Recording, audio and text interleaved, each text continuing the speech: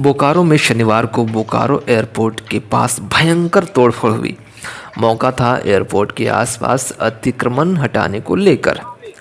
दरअसल बोकारो एयरपोर्ट से कई वर्षों से ये आस की जा रही है कि यहाँ से बड़े बड़े हवाई जहाज अर्थात वाणिज्यिक उड़ान शुरू हो। इसके लिए जिला प्रशासन ने कई बार पहल की, लेकिन हर बार नाकामयाबी ही हाथ लगी।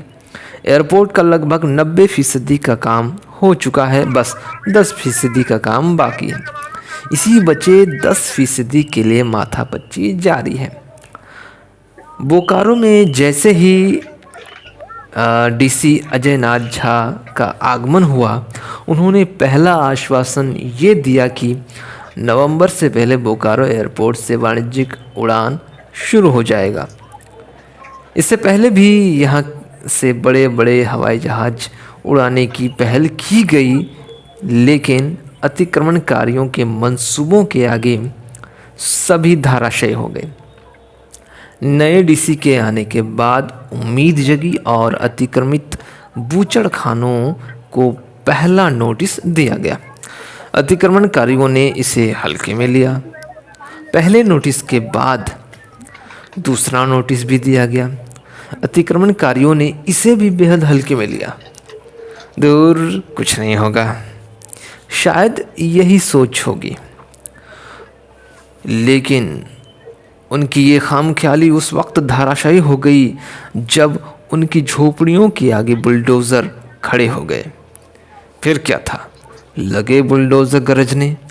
बुलडोज़र जब कंक्रीट को ठिकाने लगा सकते हैं तो ये बांस बल्ली क्या चीज़ है। कुछ लोग खुद से ही अपनी झोपड़ियों को तोड़ने में हटाने में लग गए। बुलडोज़र झोपड़ियों को रौंदते हुए आगे बढ़ने लगे। लगा कि आज अंजाम तक पहुंच ही जाएंगे। तभी वहां के लोगों ने बवाल काट दिया। एक शव को सड़क पर रखकर हंगामा करने लगे। नतीजतन अतिक्रमण हटाने वालों को थोड़ा पीछे हो करके फिर कार्रवाई करनी पड़ी।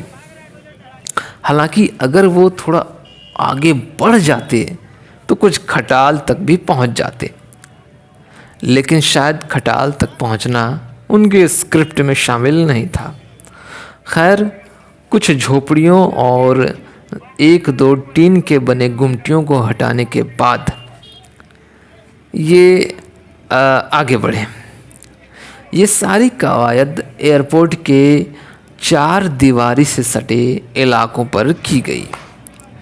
सेक्टर 12 जाने वाली सड़क के उस पार वाले बूचड़ खाने अभी भी यथावत बने हुए हैं। इस पर कर्नल शेखावत ने कहा कि ये ड्राइव निरंतर चलता रहेगा।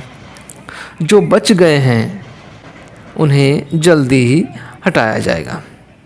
आज सब कुछ किया गया, शांतिपूर्वक हो चुका है।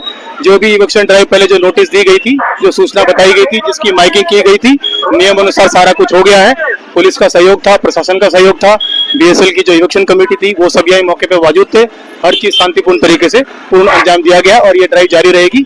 और आप सबके थ्रू मैं ये निवेदन करता हूँ कि जो हवाई अड्डे की प्रक्रिया है उसमें सहयोग दीजिए और बीएसएल प्रशासन का सहयोग कीजिए और राज्य प्रशासन का सहयोग कीजिए।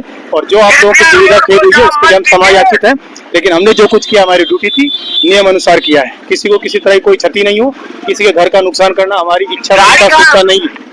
अभी भी बूचड़ खाने पूरे तोड़ दिए गए थे। अब जो बचे हैं उनको कल देखा जाएगा या सेकंड हाफ में देख लेंगे। यानी आज ही कंप्लीट हो जाएगा सर? अब ऐसा कुछ नहीं, तो प्रक्रिया चलती रहेगी। पूरा कंप्लीट होना था तो नहीं है, जितना मेरे हाथ में था मैंने आज कंप्लीट करके दिखाया है। ये ड्राइव फिर से चलेगा? ये ड्राइव कंटिन्यूस रहेगा, तो जब तक प्रशासन पूरा नहीं देगा। तो ये हुआ एक पहलू। दूसरा पहलू ये है कि जिन लोगों की झोपड़ियों को उजाड़ा गया है वो लोग अधिकतर दलित हैं, जिनके पास अपने समर्थन के लिए नेता तक नहीं है। यहाँ के ज़्यादातर लोग साफ सफाई का काम करते हैं।